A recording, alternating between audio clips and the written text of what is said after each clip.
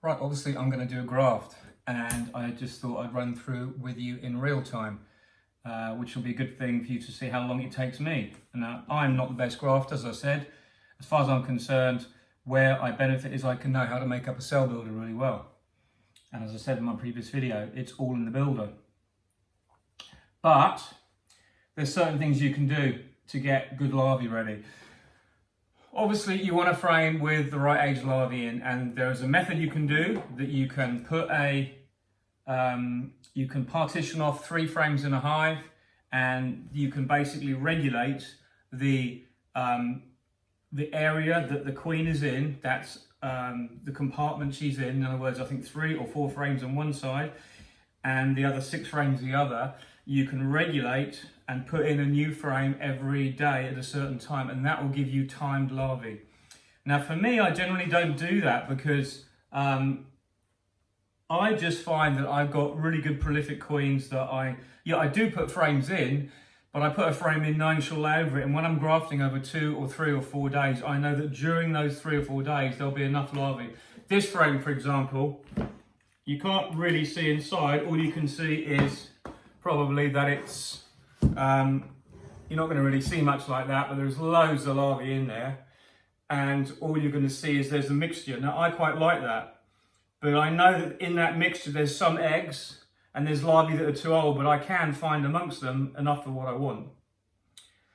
Now if you want to see how Mike Palmer does his, go into either have a look at the sustainable apiary or have a look at one of his little short videos on how he regulates his queen laying so that she lays up a frame like this every day, and then you have timed larvae that are exactly the right age when you're going to graft.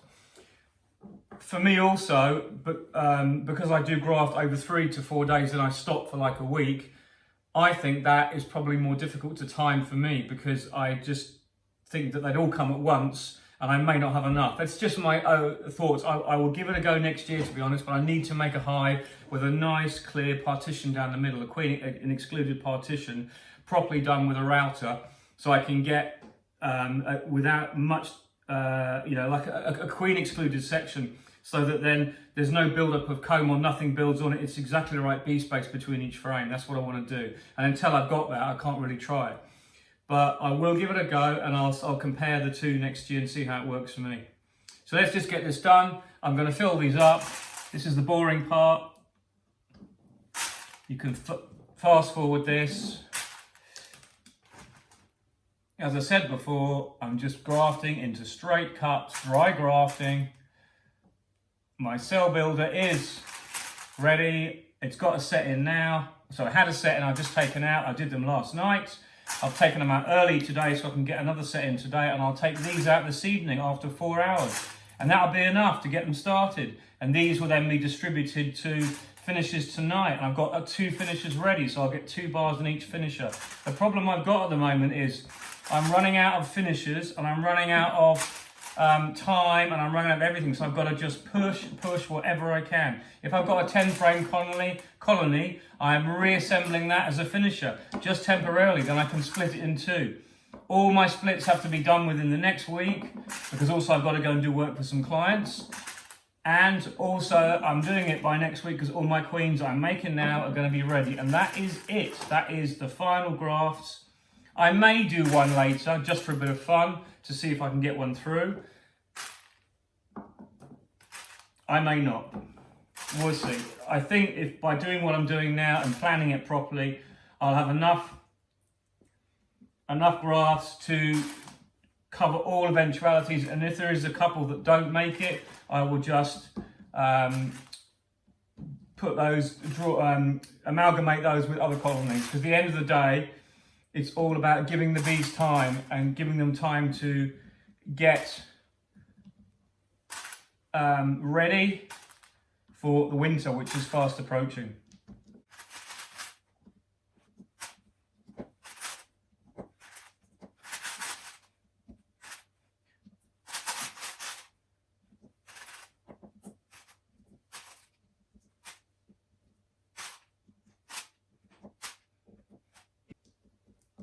Okay.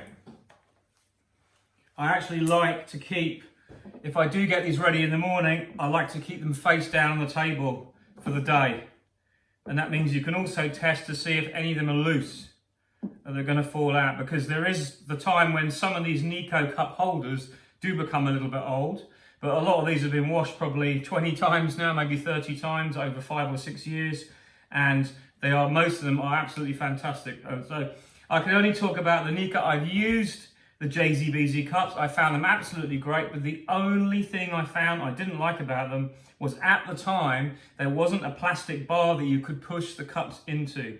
Now you can use a plastic bar, and they make a bar that fits the Langstroth frame, which I didn't have access to. And obviously the Langstroth frame is not the Dadant frame, which we have here. And the Dadant frame is the size we have. So that's why Nico, being made in France, fits really well.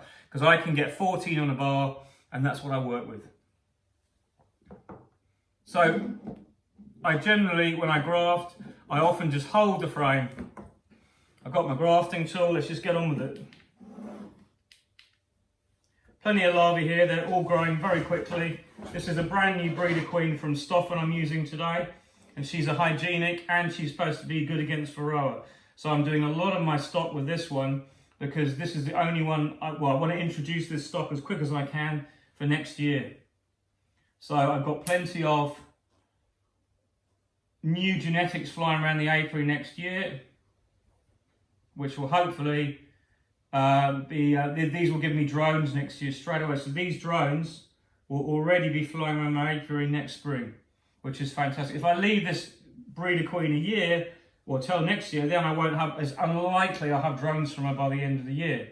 Because by the time you've got her mated, you've made daughters from her, got them mated, got them, you know, growing, whatever, blah, blah, blah. The season's halfway through, then you really struggle to push to get drones out the door. So there's loads of larvae in this frame, and they're all lovely and tiny. There's some older ones as well, but there's plenty of small larvae. So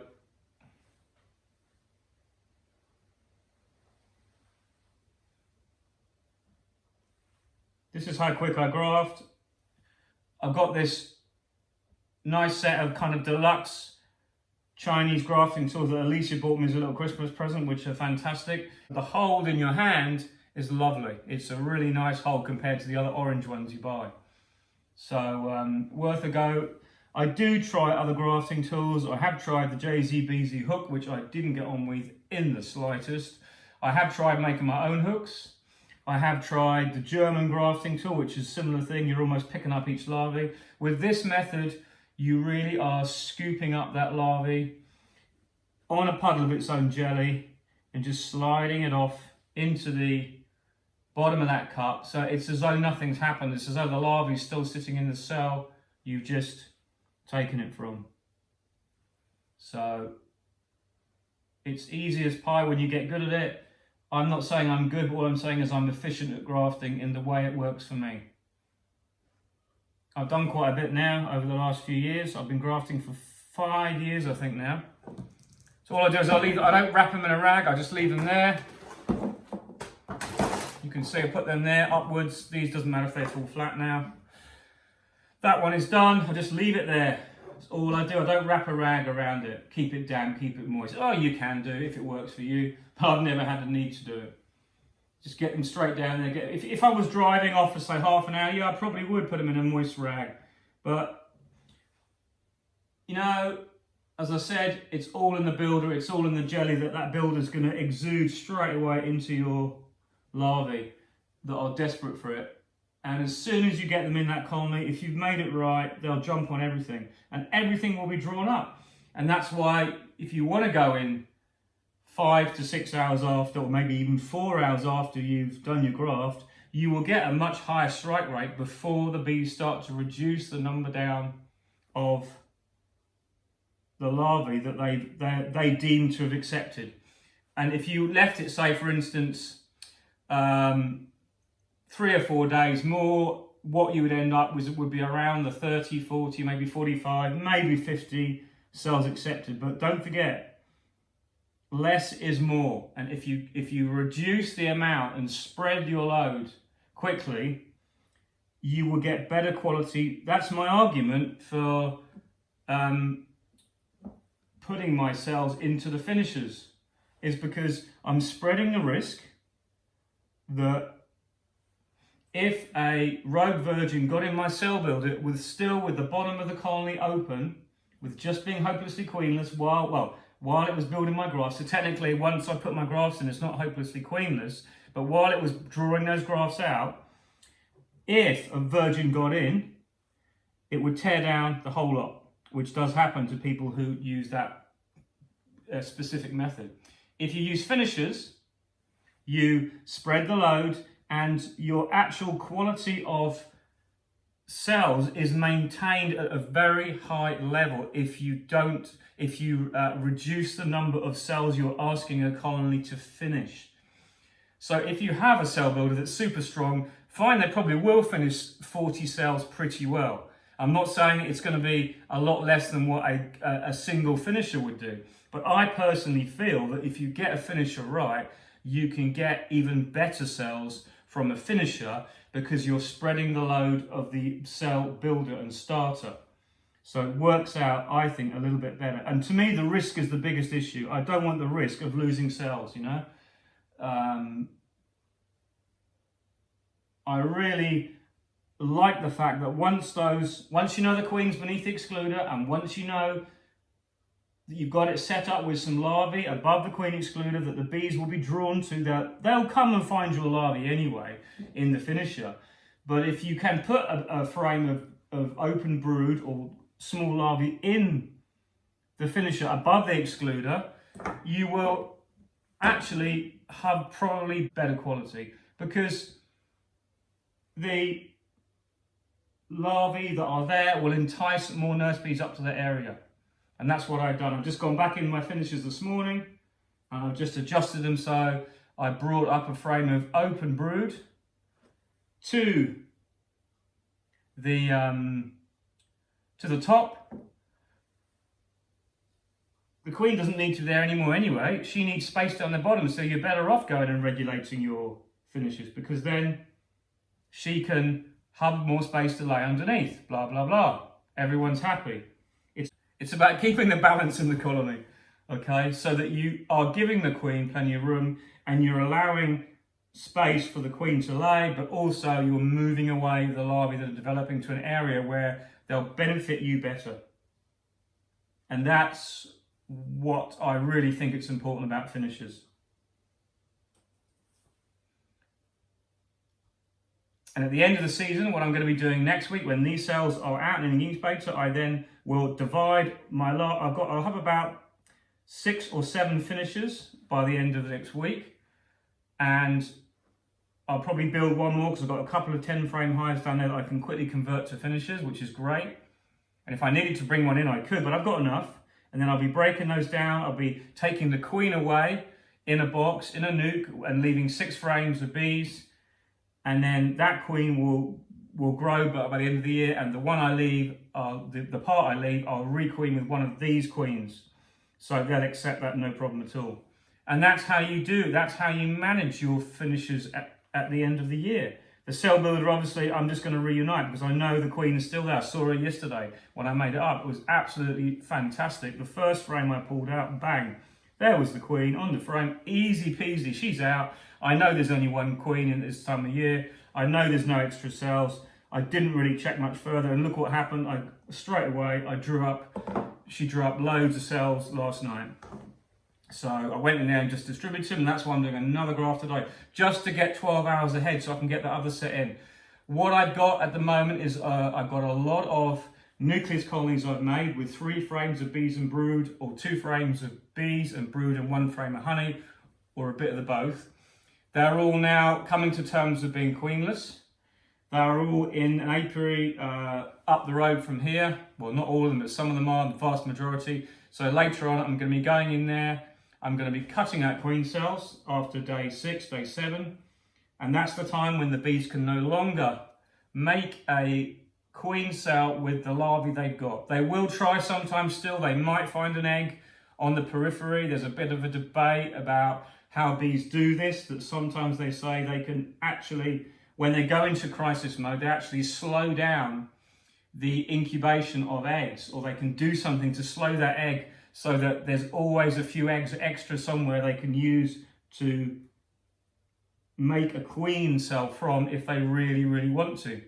Now, I don't know whether that's true, but I have to agree, I have found cells in colonies, even after the 4 days has passed, or 5 days, where that cell is no longer viable to be turned into a queen. The cast determination has passed, it can no longer be made into a queen. But I still occasionally find a queen cell. Whether that will be any good, that queen, I don't know, but I always check, and that's why I leave it day 6, day 7 before I go and cut out the queen cells. And then that's what I'm doing. I'm cutting out the queen cells, I'm putting on pollen sub, and I'm giving them liquid feed as well. And then another day later, I come in and I give them a virgin queen with or without a couple of nurse bees. It depends if I get time or not, and how good the virgin queens are looking. If they're fresh out of the incubator, just hatched, get them straight in there, and then Bob's your uncle, Fanny's your aunt, the queen is born, and she starts milling around in the colony that is now totally acceptable to her, to the bees. They accept her straight away, and then she goes about getting ready to start mating flights. And before you know it, you've got a nucleus colony, and you get that lovely moment where you look in the colony and you've got loads of provisions all around the outside, excuse me, and then in the middle you get that lovely clean patch of polished cells, and sure enough, there's your eggs. Absolutely fantastic. That's what you want. That's what you're looking for, and that's what we're going to get. And what happens every year, we get this lovely time in mid-August where you go and start checking them, and then wow, that was so worth all the work. That was so worth going through all those colonies, because those are the stock for next year. Those are the stock with the genetics that we've managed to get hold of this year that we're excited about. And next spring, they'll overwinter. Next spring, we'll be looking forward to see how they perform and test them out. So anyway, that is done. That is those 4 bars grafted. I think it's taken me 12, 15 minutes to put the cups in and graft them. So this is now ready. I'm going to put it straight in to the starter, which is all ready. It's been queenless for an hour and a half.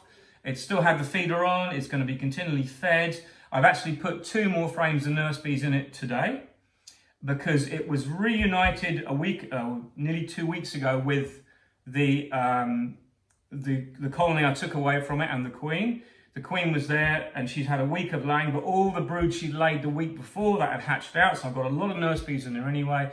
And I find this time of year, that the strike rate goes up, because the bees kind of like, hey, we're hopelessly queenless. And there's also very little burr comb. There's none at all, even when you're feeding with a feeder. And what I do is I keep my feed going. I'm still feeding, even though there's loads of pollen in the colony, and I remove that same feed. I make sure I feed the finisher, because it's so important that you keep those finishers well fed during the first 5 days, because as soon as they're capped over, it doesn't matter. And that's when I say, if you want to add a second frame of cells to your finisher as soon as that's capped, I don't think that moving cells out of a finisher after day 5, day 6 when they're capped is still a good thing. I think you should only do it if you're absolutely desperate. And I'll tell you why, because those cells are so vulnerable at that age. They are so vulnerable to just have one knock. And I speak to people all the time and they ask me, oh, I moved them and I've got 1 or 2 that didn't hatch, or maybe 50% didn't hatch. And I've had exactly the same time and time again. You know, oh, look how great these cells are doing all this, you know, when you're showing off on video. Look at this, great, you know. That is enough to wreck your cells. So just leave them in the finisher till day 8, day 9. When you get to day 8, day 9, absolutely no problem at all. But anyway, I'm going to go and pop these in. That was a nice little chat. I hope you liked it. Just telling you a few things I do when I'm grafting. This frame goes back into the hive it came from straight away. They'll warm it back up, feed all the larvae that they need to feed. There's plenty of raw jelly in there anyway, and I'm going to whip this out again tonight and graft again tonight with this for another time, so that tomorrow morning I'll do the same. So I'm every 12 hours I'm kind of getting grafts through, rather than every 24 hours. It depends what you want to do. You can do this, and for me at the end of the year, it gives me a chance to quickly get those grafts in, because I don't want 4 or 5 days between the grafts hatching. I'd like just 2 if possible, because it's every day is crucial this time of year. If the weather goes duff at the end of August and it rains, which it can do, I'm going to be worried that my queens won't get mated. I want them out mating by the second week of August, which should be completely possible. Then they've got a whole month of laying before they even think about having problems. And in that time, I'm going to feed them. In that time, I'm going to give them pollen sub and liquid feed and assess them and give them everything I can. I've got frames of honey down there that I can give them that's come out of my cell builder. And all the resources I've got lying around will be pulled towards those colonies. And then I'll also move them to areas where there's less colonies per area. Because the ivy flow will start, and I want the ivy flow to be really good so they get lots of natural pollen. Pollen sub is fine when you've got nothing else, but you cannot beat the natural stuff that's out there. Okay, hope you enjoyed that. Take care. Bye for now.